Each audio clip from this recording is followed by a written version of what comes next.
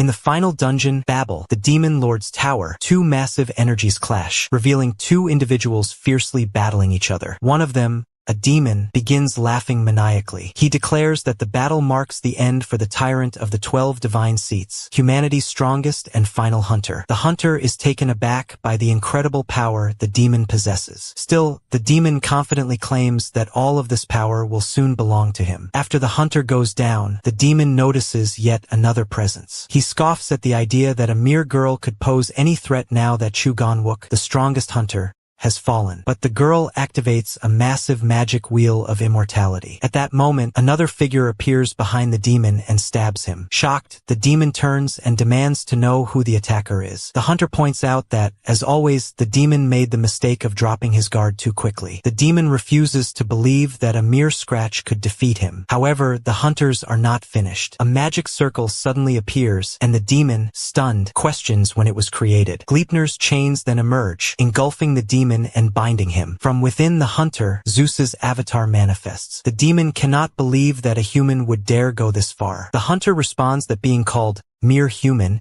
is insulting, especially considering he has already defeated the demon 6 times. He adds that it is the demon lord who is truly insignificant. As the chains close in and suppress the demon's power, he becomes helpless despite all his energy. The hunter remarks that even though the demon is doomed to die every time, he always makes things unnecessarily troublesome. From behind, a woman asks why it always comes to this. The hunter notices Ha-Yun Si and acknowledges her presence, commenting that her shield came at just the right time.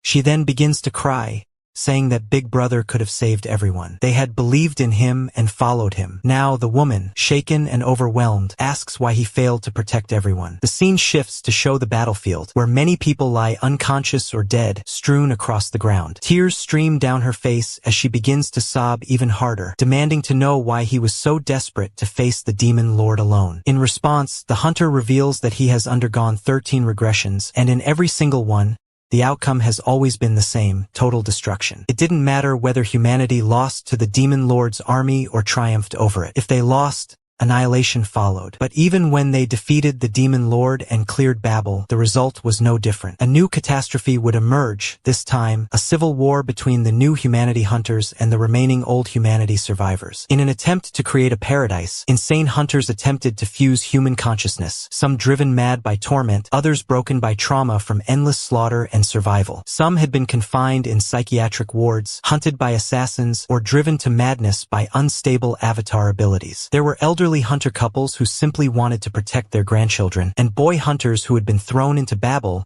when they were only 8 years old. In every case, even when the world was saved, it still collapsed into ruin. That is why the hunter says he must defeat everyone, not just the demon lord's army, but also the very hunters and comrades who would one day bring about the world's end. With quiet resolve, he draws his sword once more, stating that he must strike down all of them. He then moves to strike the woman as well. However, before he can do so, the demon suddenly attacks her first. The hunter immediately turns around in shock. The demon mocks him, calling him a brat and declaring that with such power, there's no way he could ever defeat him. Summoning a renewed surge of energy, the demon causes massive spikes to erupt from the ground. The hunter does everything he can to dodge the incoming spikes, but eventually, several pierce his body. The demon sneers in disbelief, questioning how this hunter could have claimed to defeat him 6 times. He tells the hunter to save such delusions for when he's asleep. Despite his wounds, the hunter insists that during the 10th regression, he could have defeated the demon alone. That time, however, he had chosen to deal with the other hunters first. Unfortunately, it seems the damage he dealt to the demon is still not enough. He begins to wonder whether the real cause of failure was giving up the divine spear, Longinus, back on the 65th floor. Perhaps if he had acquired the Azura King or the Uranus Avatar, the outcome would have been different. This line of thought clearly surprises the demon. The demon glares at the hunter in confusion and demands to know how he could possibly be aware of the divine spear Longinus, or the Azura King and Uranus Avatar. There were no missions or quests tied to those items, no way anyone should know about them. But the hunter calmly reiterates what he's already said. He has defeated this demon 6 times before. Then, without warning, he begins a slow countdown, murmuring, "Down for the count." The demon lets out a harsh laugh, remarking that this hunter is certainly entertaining, right up to the very end. But he warns that if the hunter plans to end things here, then so be it. He'll make sure it ends for real this time. The hunter agrees,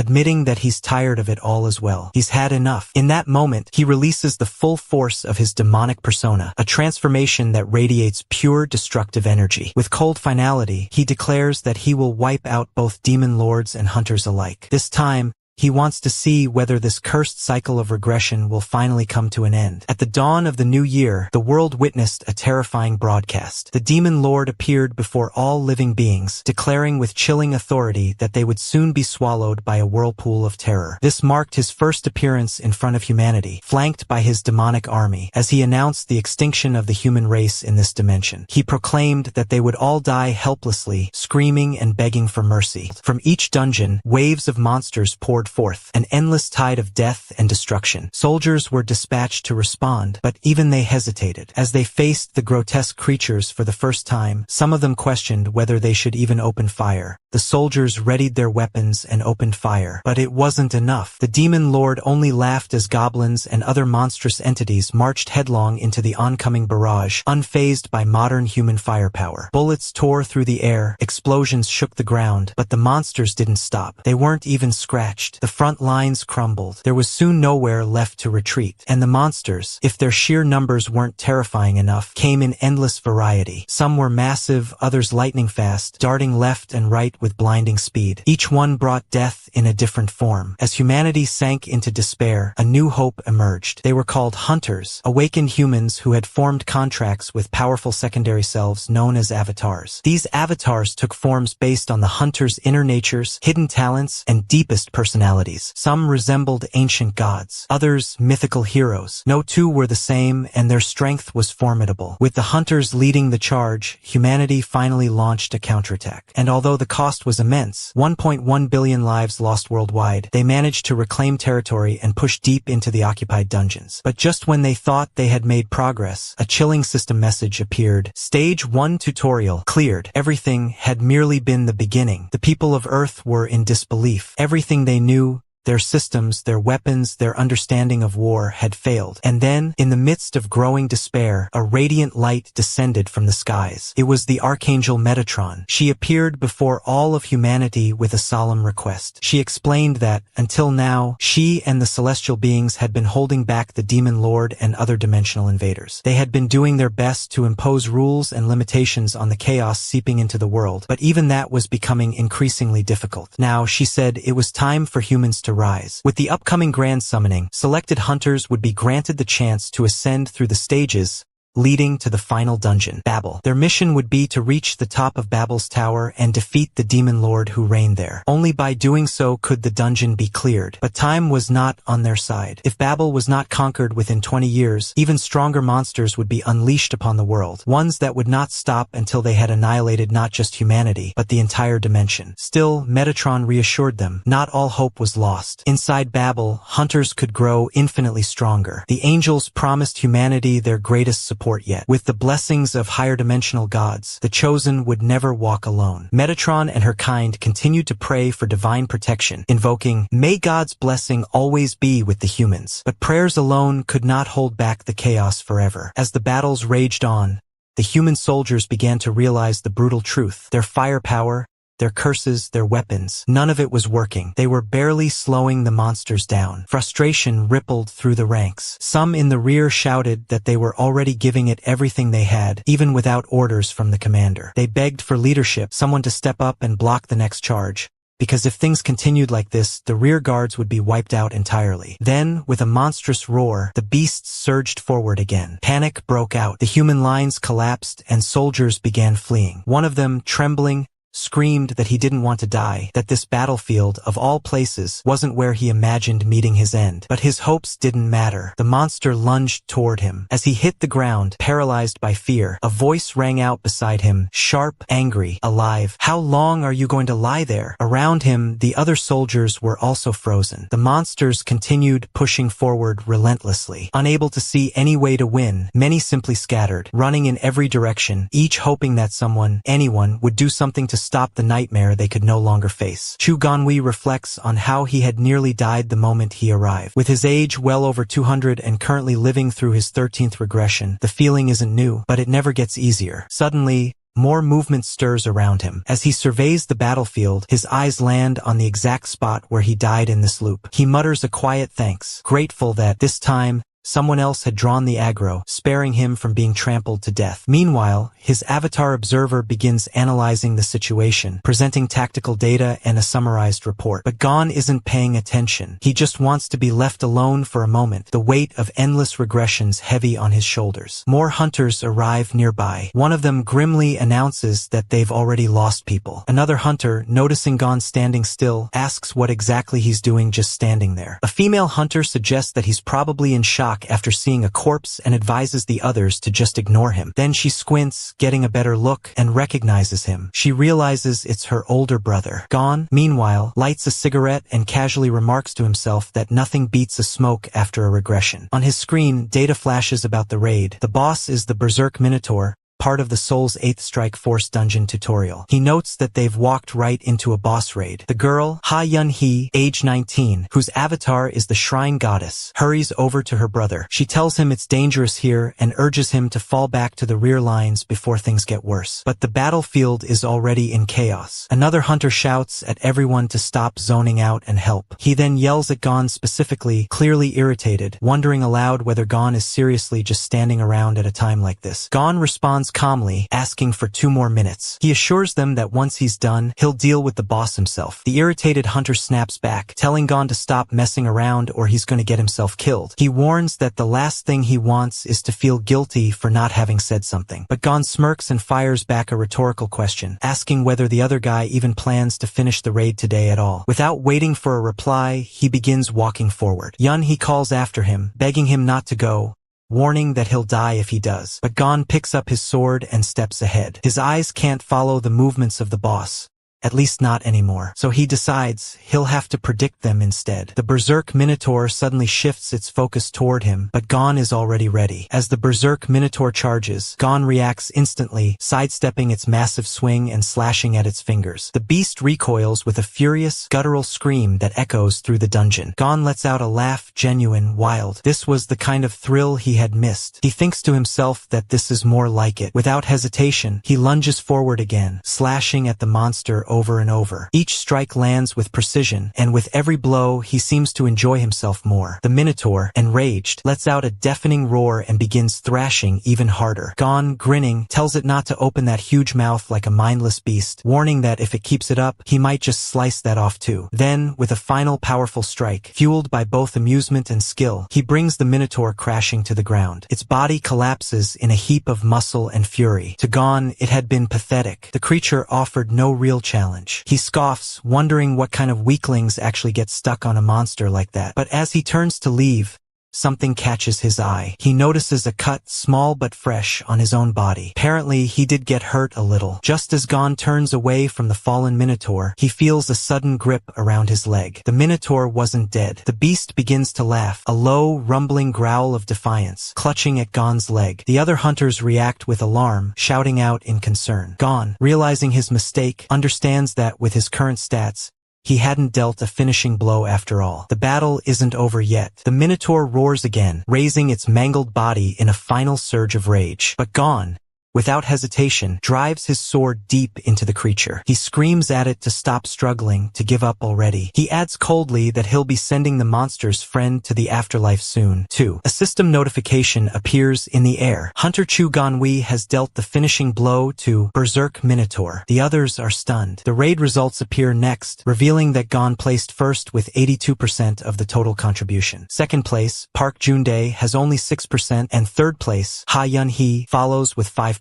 Because Gon dealt over 80% of the damage to a Minotaur-type boss solo, he is awarded a special title, Horn Breaker. Another notification follows. Skill coin acquired, 1-hit kill. Item drop, Minotaur Horn. As Gon stands triumphantly atop the defeated boss, a sharp pain suddenly shoots through his leg. His expression falters, and he collapses to the ground. The others rush toward him and ask if he's okay. But one look makes it clear his knee is wrecked. Ordinary healing magic won't be enough this time. They call out to him again, urging him to say something, but Gon can't even speak. All he can think about is how he somehow manages to embarrass himself right at the end. Then, breaking through the crowd, Ha Yun-hee rushes to his side. Her hands tremble as she casts her unique avatar skill, Healing Flower, a rare flower-based spell that blooms directly over the injury and begins restoring the damage. Once the wound shows signs of healing, she gently tells her brother not to push himself so recklessly. She confesses that if something were to happen to him, she wouldn't be able to face the others back at the orphanage. She begs him to wake up again and again, her tears falling onto his face. And then, finally, Gon lifts his head slightly. He remarks how she always seems to worry more about others than about him. That's just the kind of person Ha Yun-hee is, a sweet girl who grew up with him in the same orphanage. A moment later, Park Jundae, leader of the Bronze Giant Raid Party, steps forward and praises everyone for their effort. He acknowledges that they must all be exhausted and encourages them to rest and recover. He even offers a round of applause in appreciation. Now that the injured are stabilized, Park suggests they move on to the reward distribution. He asks everyone to check their individual shares. Gon opens his inventory and scans the newly acquired loot, an impressive, even absurd, collection of items. He lets out a tired breath and thinks to himself how ridiculous it all is. A faint smirk crosses his face. What a silly joke. Park Jundae, the raid leader, doesn't exactly appreciate Gorn's attitude, but what bothers Gorn more is watching everyone hand out piles of junk like there's some kind of priceless treasure. It just feels wrong to him. There's only one thing he actually cares about right now, the skill coin. He makes it clear that he wants it. Skill coins grant permanent abilities, incredibly rare and worth a fortune in any trade. The moment Gorn brings it up, Park Jundae chuckles quietly in disbelief, but not everyone shares the sentiment. Another hunter immediately starts shouting at Gorn. He accuses him of being a selfish brat, saying Gorn swooped in at the last second just to snatch the final blow, and now he wants to hoard a skill coin all for himself. His tone grows louder and more bitter with every word. Gorn doesn't even flinch. He casually remarks that the guy sounds like he's got a dog lodged in his chest, because every time he opens his mouth, it's just non-stop yapping. The insult lands hard. Ha Yun-hee watches anxiously, sensing the tension shift. The angry hunter's face twists with rage. He steps forward and balls his fist, clearly preparing to teach Gorn a lesson. He growls that he's going to smash Gorn's face in, make sure he never runs that filthy mouth again. Before he can throw the punch, someone catches his wrist mid-swing. The room stills. It's the captain, Park Jundae, activating his avatar's ability, Bronze Skin. His entire arm glows briefly as the flesh hardens into a metallic bronze sheen, temporarily reinforcing his body like armor. He addresses Gorn directly and calmly apologizes for the earlier commotion. According to the system's rules, he says, rewards must be distributed based on contribution. There's no way around it. He admits he let his own greed get in the way for a moment, but the rules are rules. So he offers the coin to Gorn, telling him to take it. The label reads, Skill Coin, 1-hit kill. Upon usage, permanently acquires the skill, 1-hit kill. Without another word, Gorn accepts it and then signals to his sister. The two of them quietly leave the area together, ignoring the stares burning into their backs. As they disappear from view, someone behind Jundae yells out, calling Gorn a jerk and demanding to know who he thinks he is. The man storms up and grabs the captain by the collar, seething. He demands an explanation.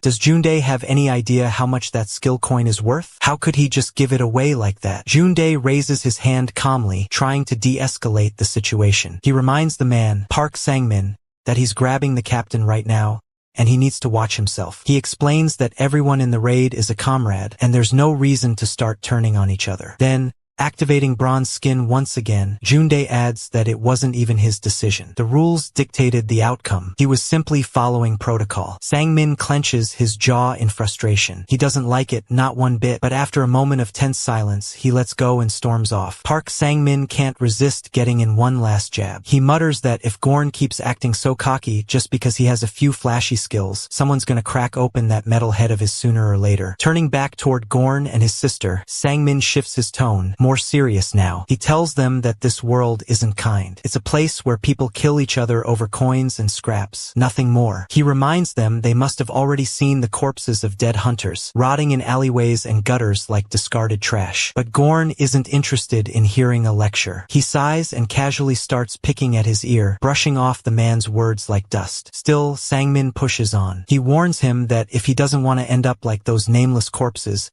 he needs to change. He needs to fix that rotten attitude and purge his greed before it eats him alive. Hansi grows uneasy. She quietly asks her brother if he's really okay. Her voice carries concern, not just for his physical injuries but for their future. She worries that if this kind of reputation sticks, they'll be blacklisted from future raids. No team wants troublemakers, but Gorn brushes her worry aside. He doesn't care about joining raids with the likes of them. In his eyes, those people are weak, loud, and useless. As far as he's concerned, he and his sister are all they need. That answer surprises her. She's heard him say something similar before more than once, but there's something different this time. And while she's touched, she also doesn't like how casually he lights another cigarette right in front of her. She tells him that he really needs to stop smoking like this, like it's just a normal part of who he is. He chuckles and tells her that no matter how many times he comes back, whether it's once or 10 times, he'll always find her just as adorable. Hansi blinks, confused by the sudden affection. She tilts her head and asks what he means by coming back, but Gorn doesn't answer right away. His thoughts drift. He remembers, in earlier timelines, different regressions, he had to fight her, had to kill her. The weight of that memory, though buried beneath bravado and sarcasm, still lingers in his chest. He looks at her again,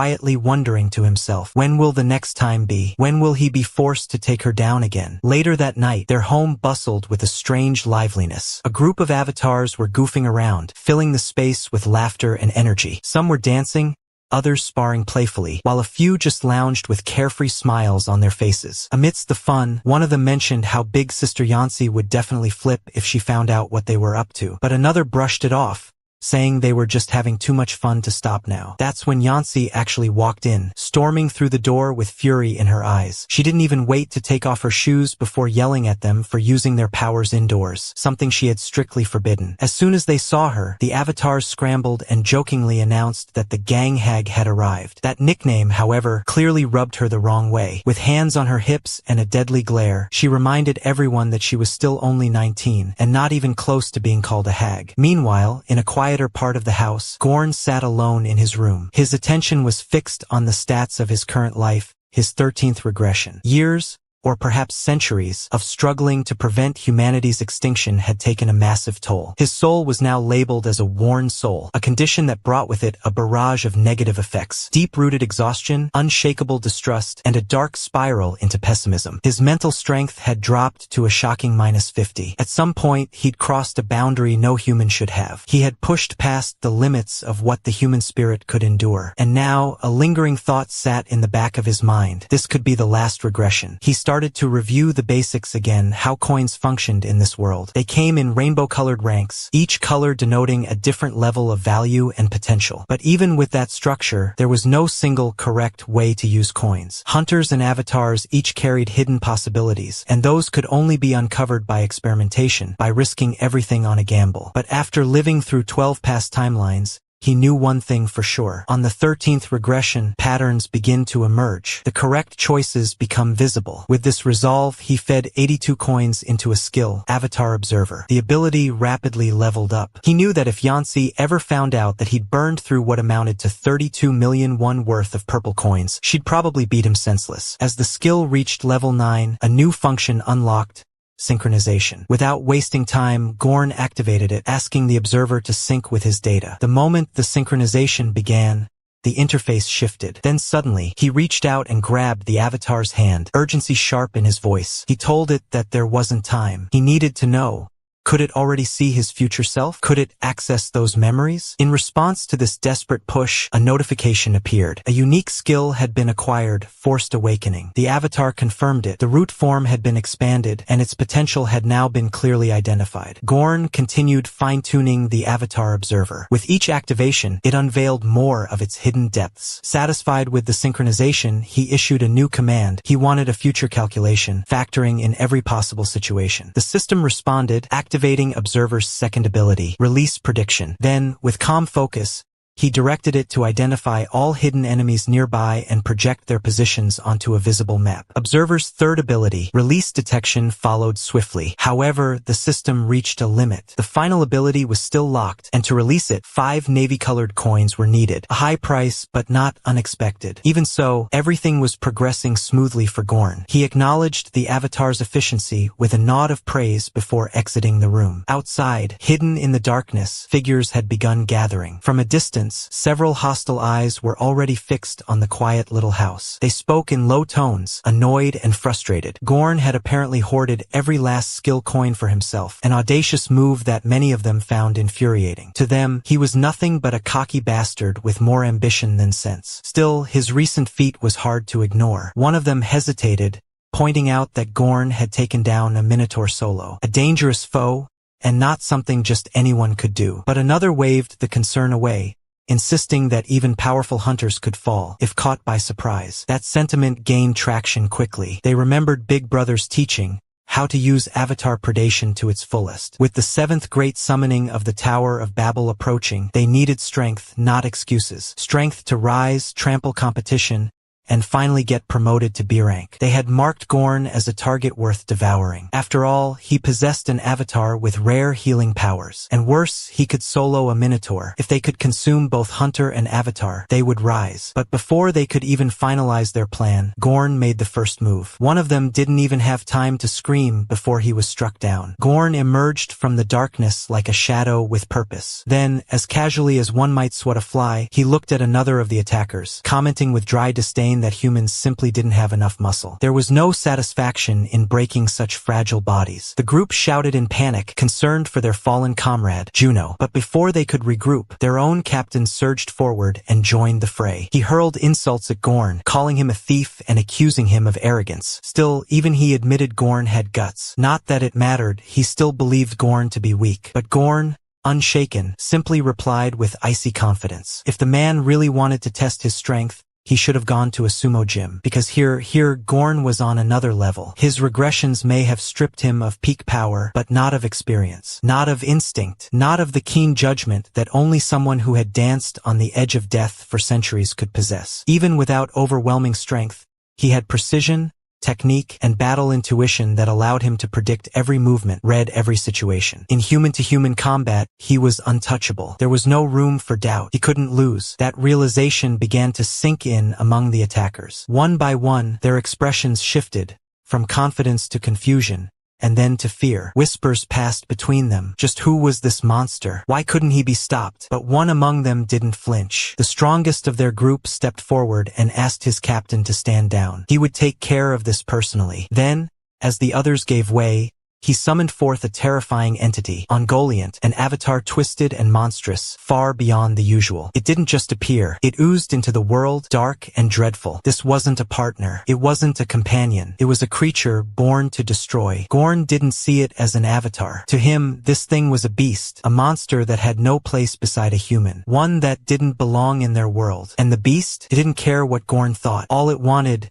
was to rip him into pieces. The beast lunged for Gorn with a roar that shook the air, its claws wide and jagged like serrated blades meant to shred bone. But Gorn didn't flinch. With a calm breath, he summoned Avatar Observer, activating its secondary ability, Prediction. Immediately, the world seemed to slow. Gorn's eyes narrowed, each movement of the monster now mapped out in his mind, calculated and unraveled before it even happened. The first strike came fast, relying purely on speed, a straightforward assault. For someone like Gorn, it was almost lazy. He shifted to the side effortlessly, letting the claws slice empty air. The monster growled in frustration. It began to vary its angles, slashes from unpredictable directions, feints followed by brutal sweeps. But none of it landed. Gorn weaved between every strike as if dancing through the very margins of fate itself. The creature's rage mounted with every miss, its attacks growing more erratic, more vicious. Still, Gorn remained untouchable. From the sidelines, the attacker's companion could barely believe it. Watching the so-called prey toy with this monstrous avatar was surreal. This wasn't supposed to be possible, but it was over soon enough. With one sudden, fluid movement, Gorn closed the distance and struck. The hit was precise, clean. His opponent collapsed in a heap, and as he hit the ground, the monster vanished like smoke unraveling into the wind. Only silence followed. The group's captain watched in disbelief. He couldn't make sense of it, couldn't understand why this monster of a man was even here. Gorn gave him a blunt answer, the same reason they were: to eliminate the threats, to take them all down. Panicking, the captain made a move to attack, rushing forward. But Gorn had already stepped back, calmly putting distance between them. The captain snarled, claiming Gorn Gorn's time for clever words was over and reached for his weapon, only to grasp nothing. His hand flailed at his side, confused. There was nothing there. His eyes darted around in panic, searching the ground. His weapon was gone. Then, Gorn let out a low, mocking laugh. The thing he was so desperately searching for? It was right there in Gorn's hand. A gun. Gorn inspected it casually, more curious than impressed. He mused aloud, wondering why weapons that had no effect on dungeon monsters were being passed around in human battles like they still mattered. The captain's expression twisted into fear. He barked in order to retreat, but it was far too late. Before anyone could move, the rest of the group was already falling. Master of all martial arts had activated within the gun, enhancing Gorn's precision and control. Each bullet hit its mark, unrelenting, efficient. Even those who tried to flee were taken down without hesitation. Gorn showed no mercy. The last thing he needed was any of them surviving, licking their wounds,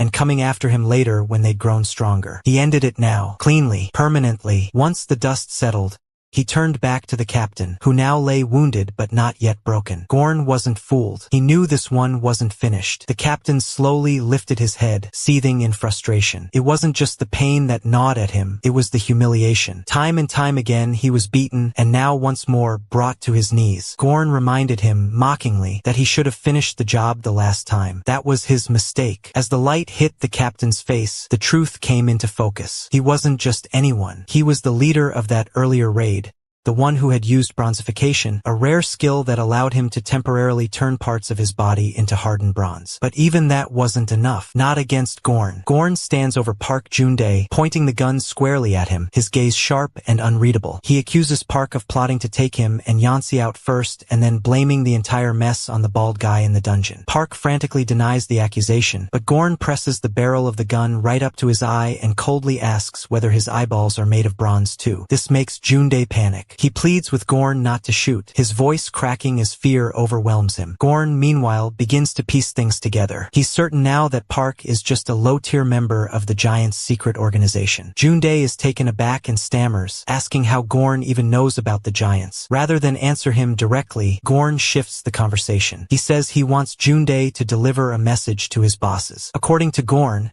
those who sell their souls for minor rewards are destined to die miserable deaths, and he makes it clear that the one known as the savior despises people who play small. Jundae is confused by this and admits he doesn't understand what any of it means. But Gorn doesn't offer further clarification. Instead, he knocks Park out cold with the butt of his gun. The blow is strong. Even Park's bronze-reinforced skin takes serious damage from it, but somehow he's still conscious. Gorn steps closer again, raising the gun to Jundae's other eye. Jundae panics even more and begs to know what exactly he should tell the Giants. Gorn calmly reminds him of the same message. Those who sell their souls for cheap gains will face miserable ends, and the savior holds no tolerance for small-time players. Jundae nods quickly, repeating the message word for word, as if trying to prove his loyalty. Gorn acknowledges this with a cold smile and tells him he's got a good memory, but now it's time for him to disappear. Without hesitation, Park Jundae grabs his cloak and bolts from the area, not daring to glance back. He just wants to survive. A system notification chimes in Gorn's ears as the air settles. Mission cleared. The notorious killer gang has been defeated. Achievement unlocked. Soul duel completed. Title acquired. Death's Edge duelist. Gorn lowers his weapon,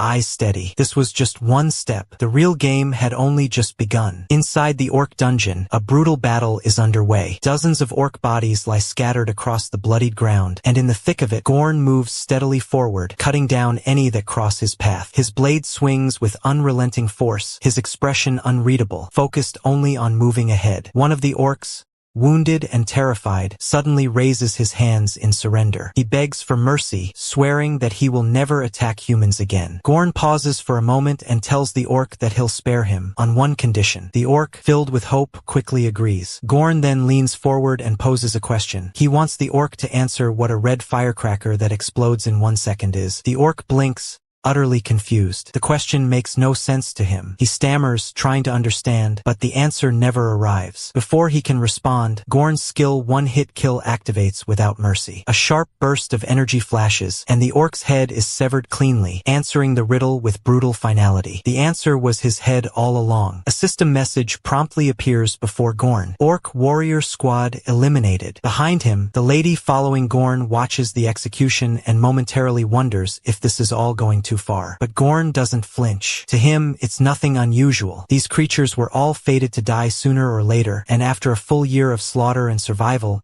you simply grow used to the killing. He glances at his avatar observer interface. 5 navy coins are glowing in his inventory. With this, he triggers Forced Awakening, using the coins to unlock Observer's final ability, Mind's Eye. A flood of information surges through the avatar system, expanding his perception beyond human limits. Gorn takes a breath and mutters to himself that the preparations are finally complete. The lady confirms she's collected everything they needed from the dungeon, and she suggests they should return to Seremu Academy now, since they won't be coming back anytime soon. Their sister, however, looks around in confusion. Something feels off. Before anyone can process it, a glowing magic circle suddenly forms beneath her feet. The group immediately recognizes the pattern. This wasn't ordinary teleportation. The lady gasps in realization, and Gorn affirms her suspicion. It's the great summoning of the Tower of Babel. Across the dungeon, other awakened hunters are also standing atop identical summoning circles. The sky hums with ancient energy. The Demon King's Tower, also known as Babel,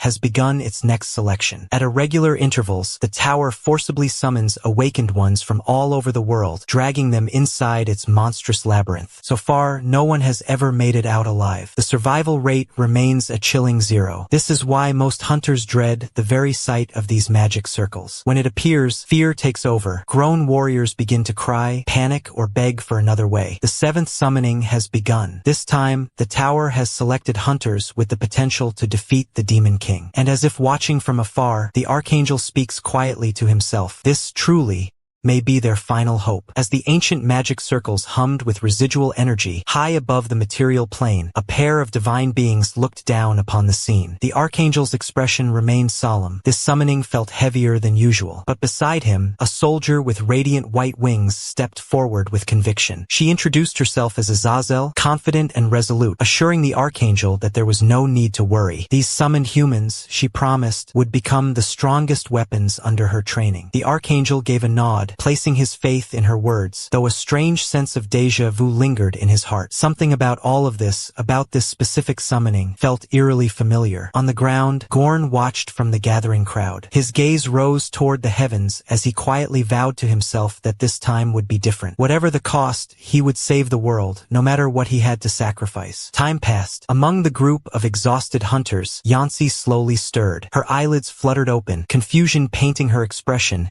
as she tried to make sense of her surroundings. Gorn noticed the moment she regained consciousness. She struggled upright and looked around, asking where they were. As her vision cleared, she took in the sheer number of hunters gathered.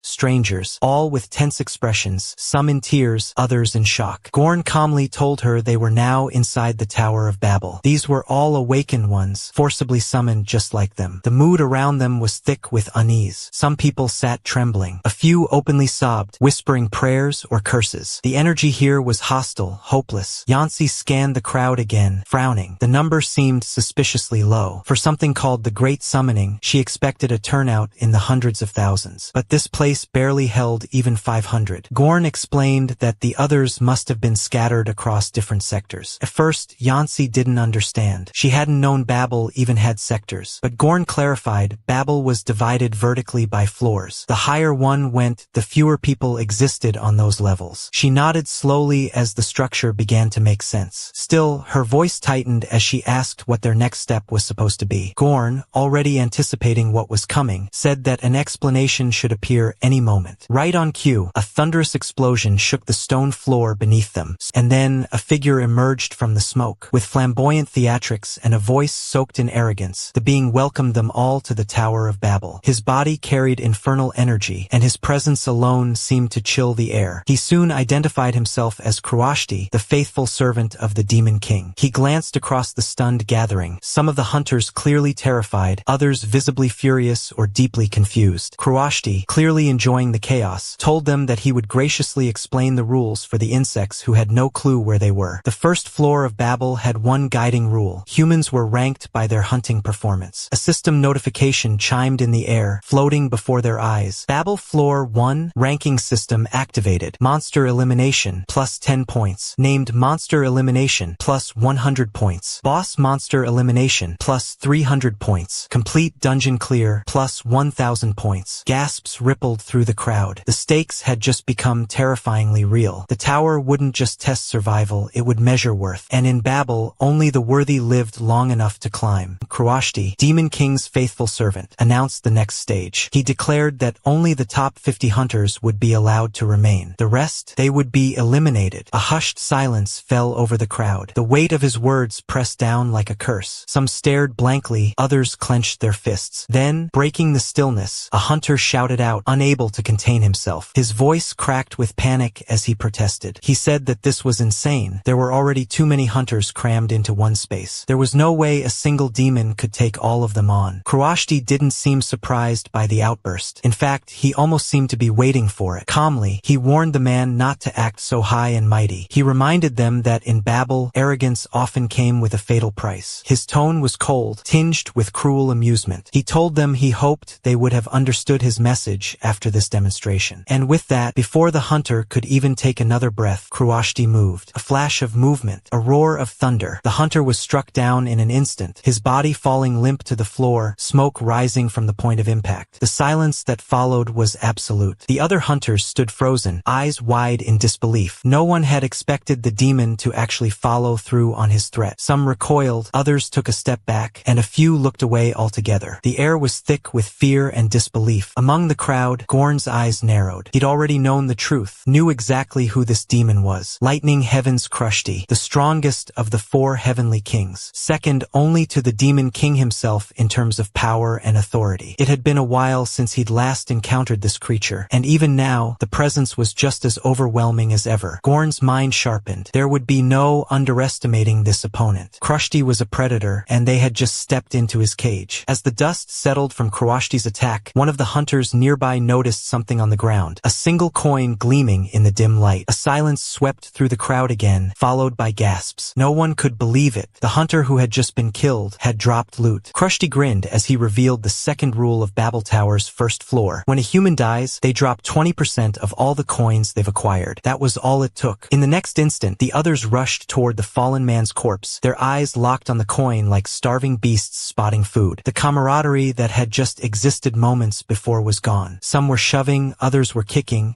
and a few even unsheathed knives. No one cared anymore about the life lost. All that mattered now was the coin. Greed had sunk its claws into them. Croashti watched with amusement, but raised his hand again to deliver the next announcement. Rule number 3. For the first 2 weeks, murder between humans would be strictly forbidden, but only within the village area. This instantly halted the escalating knife duel between 2 hunters. One of them warned the other that, after those 2 weeks were over, he'd better be stronger. Otherwise his own allies might just be the ones to end him. Gorn quietly observed the chaos. To think that a comrade's death could be celebrated like this, it was horrifying. But Croashti found it all entertaining. So much so, that he decided to grant them a special bonus, something he called a noblesse oblige, a brutal privilege designed to tear apart whoever had gathered the most coins. Just then, a strange energy began forming above the crowd. Yancy, sensing something off, spotted it hurtling toward Gorn. She cried out, desperate for him to move, but Gorn didn't flinch. The energy veered at the last moment, exploding just beside him. Smoke and dust flew everywhere. Yancy rushed to ask if he was all right. Gorn nodded, confused about what had just happened. That's when a new voice rang out. It was the Archangel. She reminded the demon of rule number 4. Neither demons nor angels were allowed to harm humans or compel them to act. Croashti's expression shifted from playful to irritated as he realized who had arrived. Azazel. Of all times, she had to show up now. His fun was over, but rules were rules. With a scowl, he announced the final regulation. Demons and angels would each grant humans different achievements and quests. The humans had the freedom to choose whom they would follow, light or dark. Survival wasn't going to be handed to them. If they wanted to live, they'd have to fight with everything they had. The stronger they became, the more dimensional pathways would unlock, and their power would evolve accordingly. Croashti began laughing hysterically, clearly delighted by the cruelty of it all, and then disappeared, leaving only his echoing laughter behind. Azazel descended shortly afterward. Some of the hunters, desperate and shaken, approached her immediately. They asked if she could revive their fallen comrade. She simply shook her head. Resurrection wasn't within her jurisdiction. The questions didn't stop. The hunters begged for information, anything that could give them an edge. Monster types, dungeon locations, survival tips, Azazel. But even as she attempted to maintain order, Gorn had already turned away. He told Yancy to come with him. She hesitated, confused by his apparent disinterest in what the Archangel might reveal. Didn't he care to hear more? But Gorn simply reminded her that the rules had already been made clear. There was little more she could offer except maybe quests, and they didn't have the luxury of waiting around. Babel First Floor, Field Zone, Red Star Tribe Goblin Garrison. In the outskirts of the field, tucked into the base of a jagged cliff, a goblin encampment bustled with activity. Red markings painted across the hide tents gave the tribe its name. The moment the sentries received word of intruders, the entire garrison scrambled to arms. They shouted among themselves, humans were approaching. But this time something felt off. The goblins sensed that whoever was coming wasn't just another prey. The aura was different, dangerous, and they were right. Gorn stood at the edge of the camp, eyeing the goblins with the same detached calm he used on monsters before crushing them. He muttered to himself that these pests should have just stayed quiet. It would have saved time. But fine, if they were offering themselves up, he would happily collect the points. The goblins surged toward him, weapons drawn, faces twisted with rage. But their strikes were meaningless. One by one, Gorn parried, dodged, and countered, moving through them like a storm. No matter how many charged, no matter how diverse their attacks became, he dismantled them all with practiced efficiency. Then something caught his eye. An arrow, fast and precise, cut through the air toward him. He tilted back just in time, the bolt grazing past his cheek. A crossbow user. That would have been a problem if he hadn't noticed. The goblin marksman stood with disbelief painted across its face. It muttered that this couldn't be a human. No one dodged that shot. No one. Before it could fire again, Yancy appeared behind it in a flash. Her blade slashed through with decisive force, and the crossbow goblin collapsed. She called out to Gorn, proud that she'd taken one down. It was a rare smile from him. With that threat gone, he could clear out the rest without worry. Time passed. The last goblin fell, and the eerie silence of a completed dungeon settled in. Gorn glanced at the shattered remains of his weapon, a metal bat. Its durability had given out. He clicked his tongue. For all their arrogance, these goblins were just weaklings playing war. They should have died faster and saved him the trouble. Yancy said nothing. As they scavenged the area, she quietly admitted that she hadn't expected him to be that strong. She appreciated it, even if it was late to say so. Gorn shrugged it off. It was nothing special to him. Strength was just a tool, and right now they needed to move quickly. He urged her to help gather the dropped loot. Coins, materials, and monster cores. Every bit counted. Yancy asked why they were in such a rush. That's when Gorn finally revealed something crucial. Babel's first floor had 7 dungeons. Of those, 3 were classified as main dungeons. The most important among them, the Seawall dungeon. He explained that it held a hidden chamber, Pageron's Cradle, a secret room, and secrets in Babel usually meant power. They had no time to waste. They had to get to Seawall before the others. That was the plan. But before Gorn could take another step forward, something made him freeze. His instinct screamed, too quiet. Then he saw it, the faint metallic glint of a drawn crossbow aimed directly at his back. He turned slowly. It was Yancy, of all people. Her voice cut through the tension, demanding to know just who or what he really was, and what had happened to her brother. Gorn raised his hands slowly in a gesture of peace, stunned. He hadn't expected her to turn on him. Not this suddenly. He said nothing. Yancy didn't lower her weapon. She went on, explaining how she had felt something was off since the Minotaur dungeon. Her brother had always been timid, too gentle for combat. But this man, this version, was cold, cruel, efficient, as if he already knew everything before it happened. That's why she believed this wasn't her brother. Gorn stayed silent, his thoughts racing. After a moment, he asked her if she remembered the orphanage, specifically those group photos, the ones where she used to demand to be next to him, forcing the teachers to reshuffle the entire line every time. Because of that, he'd been picked on by Chano,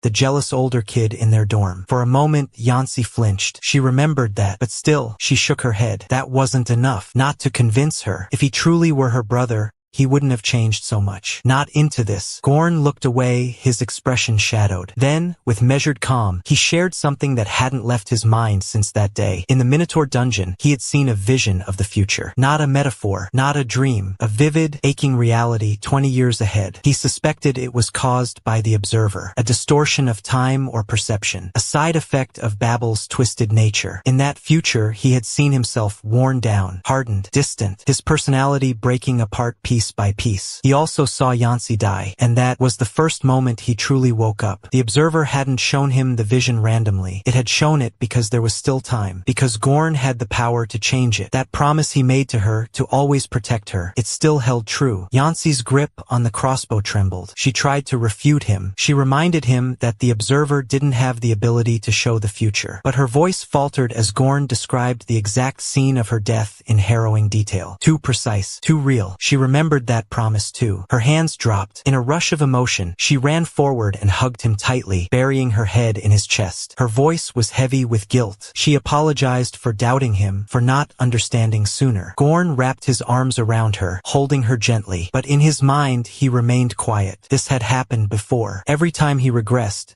every time he relived these same damn events, Yancy always figured something out, always got suspicious, and every time she made a new excuse to convince herself. She was far too perceptive. He didn't like that. 2 days later, sewer dungeon. Darkness filled the maze-like tunnels beneath the village. High-pitched squeaks echoed through the air as hordes of mutated sewer rats scurried along the stone floor. Yellowed eyes glowed in the dark, claws scraping against damp rock. One by one, they were cut down. A swift blur moved through the tunnel, silent, precise. It was Yancy. She stood behind him with a loaded crossbow, scanning the piles of mutilated rat monsters scattered across the wet dungeon floor. The blood, the guts, the stink. Everything about this place made her want to vomit. She whispered to herself, wondering just how far they'd go, how deep this madness would take them. Gorn, unfazed, moved efficiently through the last wave of squeaking creatures, cutting them down without pause. His blade never missed, and his breathing remained even. He muttered that it had to be nearby. Then,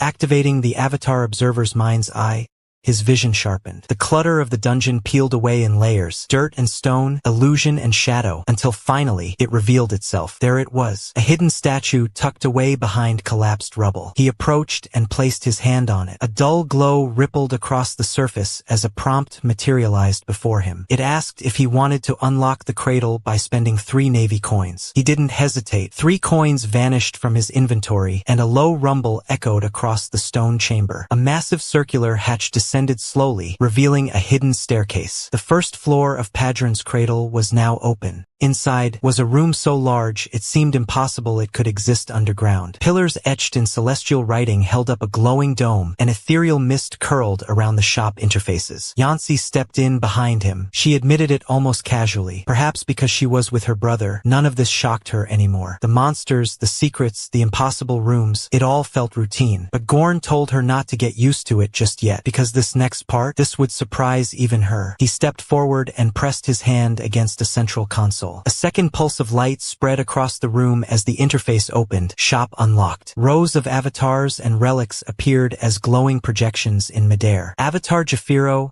5 green coins. Avatar Thor, 3 yellow coins. Skill coin. Book of the 7 Heroes of Padron Continent, 1 yellow coin. Treasure. Mogori, 20 blue coins. Yancy stared at it all, completely baffled. Gorn explained calmly, it was Padron's cradle, a hidden shop reserved for those rich enough to afford transformation. A place where hunters could buy their way into becoming legends. One offer caught his eye. An exchange prompt appeared. Trade purple coins for 6 navy ones. The cost? 1,500 purple coins. Without flinching, he made the exchange. The coins changed form in a brief flash. 6 navy coins added to his inventory. Meanwhile, Yancy was still wandering around the room. Something drew her attention. A glowing projection showed an avatar recommendation tailored to her. Recommended avatar, 5 navy coins. Curious, she asked if buying this would give her 2 avatars. Gorn shut that down immediately. Only 1 slot was available. She couldn't unlock more avatars without upgrading her slots, and that was far more difficult than it sounded. When she asked how to increase them,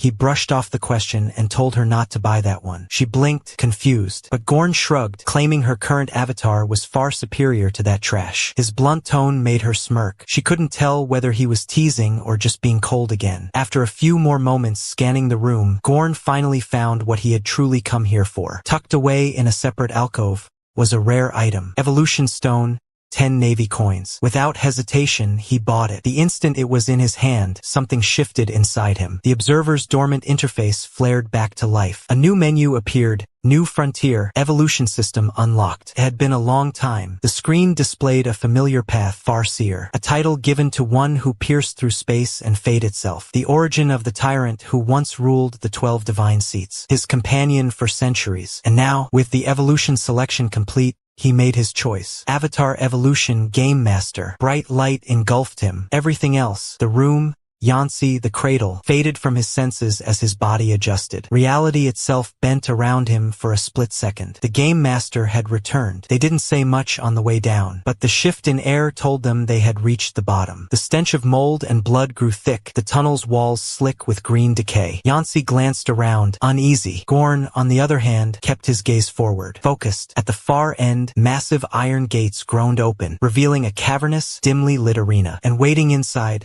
was him, the final boss of the sewer dungeon. King Ratus, the grotesque creature crouched on a raised platform of bone and rusted iron. His body was a bloated fusion of plague and power. Glowing red eyes narrowed in anticipation. As he noticed them enter, he twitched with excitement. Finally, someone had made it this far. He squeaked out a mocking challenge, half taunting, half curious if these two were all that dared to face him. But before the rat could finish his little welcome display, a flash of steel cut through the air. Gorn didn't wait. He charged in, telling the monster not to just stand there like some clueless idiot. This dungeon rat was nothing compared to what he'd seen. But King Ratus didn't take that insult lightly. The squeaks turned guttural, angry. A cloud of dense poison gas spewed out of the boss's back, cloaking the battlefield in a sickly green haze. Then out came the weapon, a massive, rust-covered iron flail, too heavy for a human to even lift, swung with unnatural speed. Yancy backed off, coughing, saying she couldn't see anything through the gas. Meanwhile, Gorn's eyes stayed locked on the flail's trajectory. He didn't care about the gas. He told himself to stay calm, stay precise. One wrong move, and that flail would crush his bones. He dodged the first swing, just barely, then struck with a counterattack, sharp, fast, clean. But the monster's ghost, its soul, lingering somewhere behind the eyes, watched. It seemed almost amused. These moves, though good, weren't going to be enough. The Rat King retaliated with another violent swing. The gas got thicker. Gorn's eyes stung. His lungs burned. And then it hit him. The flail grazed his side. Not a direct hit, but enough. Pain exploded through his ribs. A system alert triggered. Poisoned. HP decreasing gradually. Agility minus 30%. He gritted his teeth as he stumbled back, the rat emerging from the fog, oozing smugness. It squeaked again, thinking the fight was over. Gorn growled under his breath. The last thing he needed was a rat acting superior. Yancy, watching from the sidelines, scanned the notifications and immediately recognized the condition. She called out it was blood poison, and then quickly activated her avatar's ability. The shrine goddess's detox flower bloomed in her palm, casting a pale light through the smog. She threw it forward, and the poison was neutralized instantly. Gorn straightened, his lungs cleared, his muscles regained speed, his eyes snapped open, sharper than before. He muttered a simple thanks, then told the monster to come at him again. But this time, it wasn't him the Rat King was looking at. His ghost shifted. His gaze turned toward Yancy, twitched, calculating. But before it could even move, crack, a sharp kick landed square in its face, snapping its head sideways with an audible crack. Gorn snarled, asking where the hell it thought it was looking. That hit landed hard. The Rat King stumbled back, disoriented. He shouldn't have taken his eyes off Gorn. He shouldn't have gotten cocky. Gorn hated it when monsters underestimated him. He tightened his grip on the hilt. The next skill activated in his HUD. Execution trigger. One hit kill, ready. With a flash of motion and the sound of air splitting, Gorn struck. The screen flared. Boss defeated. King Ratus, victory achieved. The arena fell silent. Yancy stood still, breath caught. The poison haze faded, and the monstrous corpse of King Ratus began to dissolve into particles of light. Gorn didn't even glance back. He just muttered that it was about time. Even after the fall of King Ratus, the ghost couldn't believe what had just happened. 2 hunters, just 2, had taken down the king of the sewer dungeon. Alone. It had been centuries since anything surprised him. Gorn's pupils flickered, his mind's eye skill activated. His vision sliced through the layers of reality like glass. Target, King of the Great Sewers, classification, A+ entity, tracking initialized. And in that instant, the ghost was no longer hidden. A ripple tore through the space near the dungeon's center, and a silhouette began to materialize. Blurred at first, then solid. Gorn's eyes narrowed. Yancy stepped back in surprise. The ghost froze for a moment, stunned. He hadn't expected this. They could actually see him. After 400 years of wandering unseen, someone had finally locked eyes with him. He muttered, almost to himself, that this shouldn't be possible. But the system didn't lie. The minds I saw through illusions saw truth. The ghost straightened his stance now, accepting it. There was no hiding anymore. His voice echoed, not in volume but in weight. He began to speak, not of the present, but of the past. He told them that, long ago, in the once peaceful world of Pageron, a dungeon emerged without warning. Monsters spilled from it like blood from a wound. Hunters were born in response. 6 heroes rose to fight back, and at their helm him. He had been their leader. They had climbed Babel, fought, bled, reached further than anyone before, but they were crushed, utterly. Babel had been too vast, too monstrous. Pageron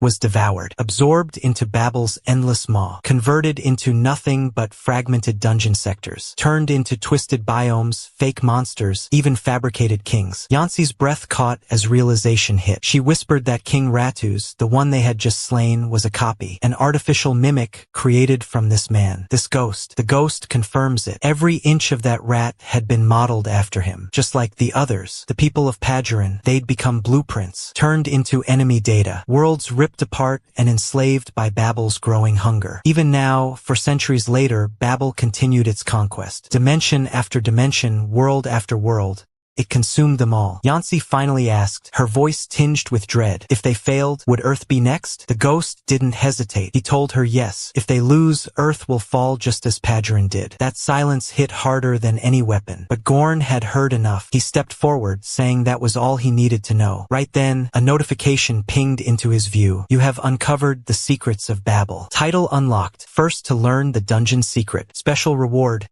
White coin X1. Yancy blinked, wondering aloud what a white coin even did. But Gorn already knew. He accessed his avatar menu. He explained that it could be used to unlock another avatar slot, something normally impossible without major achievements or insane currency. He activated the function. Skill activated. Permission expansion. White coin consumed. Avatar slot +1 unlocked. Gorn's interface glowed. A second slot opened. Now he could wield another avatar. They had nothing else left to gain here. But the ghost, no, the man, had one final thing to offer. He looked directly at them and told them his name. Shamandi, king of the great sewers, last leader of Pageron. And for the first time in 400 years, someone had heard him. He said that if they truly intended to face Babel, to reach the end, then he would lend them his strength. A new system alert popped up before Gorn. Would you like to acquire Avatar, Shamandi, A+? Yancy finally understood it all. Everything made sense now. Gorn wasn't just getting a powerful new skill or a treasure drop. He was gaining an A+ avatar for free, and that was insane. The notification flickered in Gorn's view, offering him the A+ avatar of Shamandi. But Gorn didn't even hesitate. He shook his head, waved it off like an annoying pop-up, and simply said that he wasn't interested. That stunned silence hit harder than any spell. He added, almost as an afterthought, that he didn't need some low-tier avatar dragging him down. Yancy's eyes widened. She couldn't believe what she just heard. Low-tier? This was an A+ avatar, practically myth-tier for most hunters. People would kill just to get the chance at acquiring it. Even Shamandi himself, still semi-transparent, his ancient aura still flickering, was left speechless. 4 days after the 7th grand summoning of Babel, in the village area of Babel's first floor, a crowd of human hunters has gathered. Among them is Yancy. She approaches the angel stationed at the ranking booth and says she'd like to register for the rankings. The angel asks for her name. Yancy replies that she'd like to be registered as anonymous. The angel finds the request strange but complies, entering her as anonymous. Her current hunter ranking is 2nd, with a score of 1,770 points. She can hardly believe it. 2nd place. As a result, she's received the Ranker's Blessing. All stats +5%, status ailment resistance +10%, healing bonus +10%. The hunters around her start murmuring. They find it odd that someone so high on the leaderboard has no name listed. One of them asks if she's the one. Another comments that he doesn't remember seeing her in the raid group. Then someone notices it's a girl. They demand she remove her hood. When she does, no one recognizes her. The attention becomes too much. Yancy feels feels the pressure mounting, just like her brother warned. So much for staying anonymous. Now she wonders what to do, as more people begin to surround her. A short distance away, watching it all unfold, Gorn calmly pulls out his avatar, Game Master. He commands it to connect to Babel's first floor so he can register his own score. Skill activated, permission expansion. Admin rights acquired. Updating ranking information. Then, a warning flashes across the system. Ranking updated through an abnormal route. Everyone notices the update. The new score jumps to first place, and not just slightly. It's astronomical, over 10,000 points. A figure so high, even when combining the scores from 2nd to 10th place, it doesn't come close. And the name? Just a single character. X. The crowd is stunned. One of the hunters asks the angel if it's some kind of bug, but the angel doesn't seem concerned with the score itself. The issue isn't the number, it's the method. Someone clearly tampered with the registration path. But even stranger than the method is the person capable of earning that score. Far from the chaos, Gorn lets out a low laugh, amused by the confusion spreading in his wake. While everyone is distracted, Yancy decides to slip away from the crowd. But as she turns to leave, she notices someone lying on the ground nearby. Concerned, she walks over. She wonders if he's hurt. The man barely lifts his head. He tells her to leave him alone. It's already too late for him, he mutters. But Yancy can't just ignore him. She steps forward and summons her avatar, Shrine. However, Yancy suddenly remembers Gorn's warning, not to summon an avatar in plain sight. She immediately stops the activation. Just then, another man approaches and remarks coldly that she must not have heard what the injured guy said. He told her to leave him alone. The man then grabs Yancy by the arm. Yancy quickly pulls herself away and awkwardly excuses herself, relieved. She says, "Thank goodness," hoping this new arrival might be able to help the injured man, as she's in a bit of a rush. But there's something off about this guy. His grin is twisted, his presence unsettling. Despite that, he casually promises to take good care of the injured man. Then, without warning, he brutally kicks the man lying on the ground. People nearby flinch. Someone mutters that it's Igor the thug. He used to be ranked higher, but recently dropped to 6th place. Everyone knows getting involved with him is bad news, so most begin to back away. Igor scoffs at the wounded man, saying it's obvious he's practically dead already. Since Yancy said she was in a hurry, he tells her to scram. As for the guy's coins, Igor claims he'll put them to good use, then lets out a crazed laugh. Yancy watches silently. Then, skill activated, psychokinesis. In the next instant, Igor's head is slammed violently into the ground. He's stunned. He has no idea what just happened. While he struggles to process it, Yancy kneels beside the injured man and gently places something in his hand, a simple rice ball. Igor remains frozen, unable to move. Yancy tells him that struggling is pointless. It's just a D-rank skill she picked up recently, but it's more than enough for him. Turning back to the hurt man, she says she hopes he'll try living a better life for once. Just ranking high doesn't make someone important, she adds. She wants Igor to know he's really not all that impressive. Igor, infuriated, calls her a witch. He demands her name and yells for her to come back. He vows to find her and take her down. Meanwhile, the injured man slowly eats the rice ball. A faint smile crosses his face. For the first time in a while, he thinks maybe the world isn't entirely hopeless. He's deeply thankful for the kindness. Later, Babel's first floor, on the outskirts of the hunting grounds, Igor's hideout. Igor kicks open the door in a rage, shouting for Jacob to get ready. They're going hunting. He growls that he's going to break that stuck-up girl's nose. He asks if Jacob's heard of the psychokinetic chick, the one from the east, but there's no response. That only makes Igor angrier. He shouts once again for Jacob to get ready, but then he notices Jacob is already down. Panic starts to rise. If this place has been attacked, Igor realizes he might be the next target, but he has no idea who could be behind it. Who the hell would come after him? Outside, hidden in the shadows, Gorn watches silently. He's been keeping an eye on Igor for a while now. Whatever Igor is up to, Gorn already knows everything. At Igor's hideout, he inspects Jacob's body, his shoulder crushed by a hammer, stomach torn by a sword, deep piercings from a spear, and his leg badly mangled by an axe. Igor stands stunned, unable to comprehend how many different weapons his enemy could possibly be wielding. It doesn't seem like the work of a single person. He mutters to himself that when he finds whoever did this, they're as good as dead. A wicked smirk forms on his face. Just then, he hears voices outside. A group of hunters, likely disoriented, have stumbled near his hideout. One of them says that they don't mind running into monsters. They'll just hunt them for coins anyway. Still,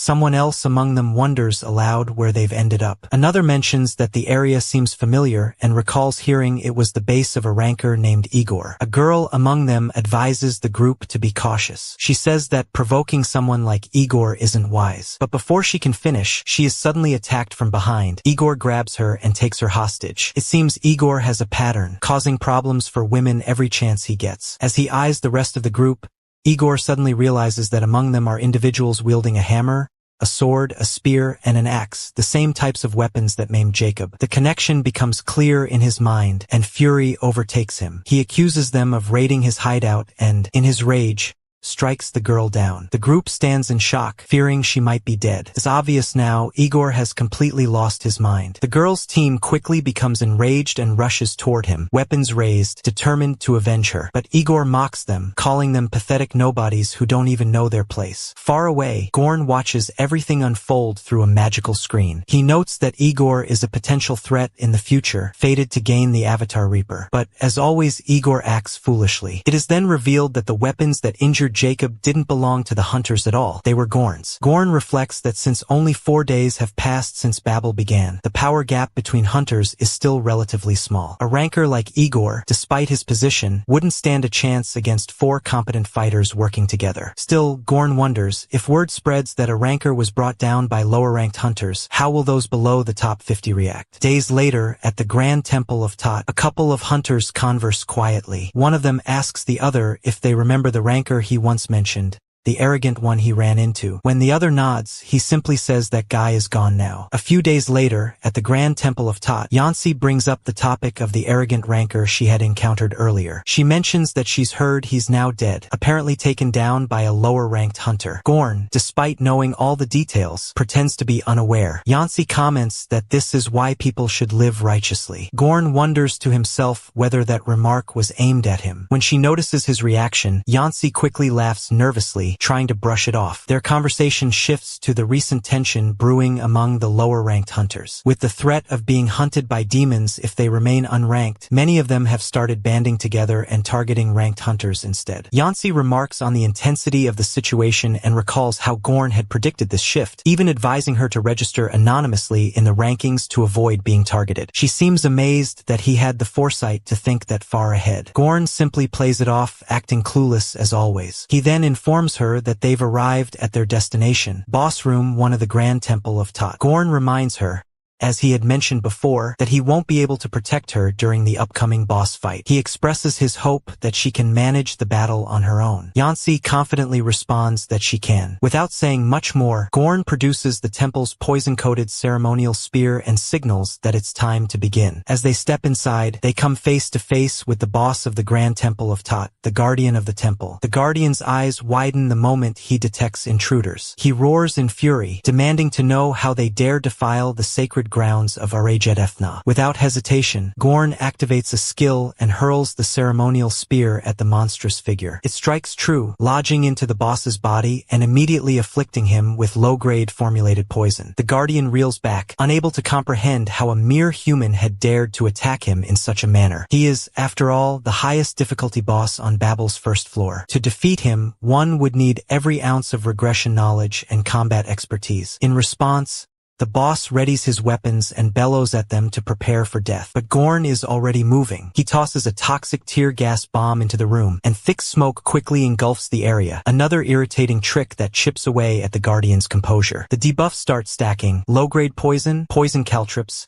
and now tear gas. Then Gorn brings out his next weapon, King Ratos's poison iron whip, and lashes it toward the boss. Upon contact, the Guardian is afflicted with yet another status effect, King Ratos's poison. Gorn had picked up that last trick from a rat, simple but effective. Watching the poison slowly chip away at the boss's stamina, he smirks and taunts the creature, asking how it felt to be hit with all 4 status effects at once. He wonders aloud if the mighty Guardian is just a little dizzy now, or was that staggering already there from the start. start. Amused by his own words, Gorn breaks into laughter. But the boss is far from pleased. With a roar, it slams its weapon into the ground and shouts for silence, furious at being mocked. Gorn, however, remains unfazed. He can practically read the boss's every move now. Swinging his flail in a wide arc, he begins maneuvering the beast into position, jokingly remarking that it's time to take it out for a walk. The boss howls in rage, demanding that he stop this nonsense and face him properly. In the midst of this chaos, Gorn's mind races ahead to the next step in his plan. While they drag this out, the poison damage will continue to accumulate. That's the key. Let the debuffs do the work. The only variable in this equation, he realizes, is what his partner Yancy will do. His thoughts are interrupted by a sudden scream. Yancey's. A jackal monster has broken off from the main fight, slipping past their front line and heading straight for her. Worse, it's not alone. A whole cluster of smaller monsters surrounds her, targeting the rear with deadly precision. She's in real trouble. Gorn immediately shifts his stance, trying to end the boss fight as quickly as possible. The boss, sensing the change in urgency, mocks him for abandoning his comrade mid-battle. He calls Gorn a fool for letting emotion ruin his strategy. But Gorn doesn't let it get to him. He reminds himself that he already warned Yancy beforehand. He wouldn't be able to protect her during the boss fight. Right now, he just needs to finish what he started. Meanwhile, Yancy braces herself. The jackals close in, but she isn't backing down. With a determined glare, she begins fighting them off, refusing to go down without a fight. Guys, that's the end of the video. If you like this video, please leave a comment in the comment section. Also subscribe to the channel and hit the bell icon. Like the video and share it too. Thank you for watching and see you next time again.